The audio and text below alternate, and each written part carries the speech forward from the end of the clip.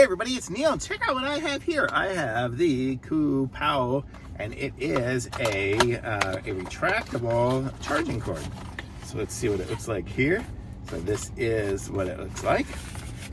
So we're gonna open this up here, take it out. So this is the device. So it plugs into your cigarette lighter and can rotate around, which is nice.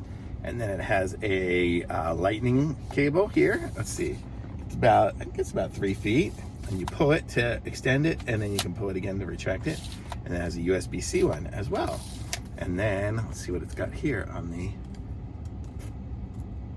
we can peel the little screen off here, and it's going to tell us the voltage. So I'm going to try to plug this in here to my center console, and we'll give this thing a try.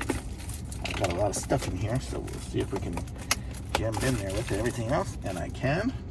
And so okay, so I have it plugged in now. You can see it's running at 13 volts on the side here.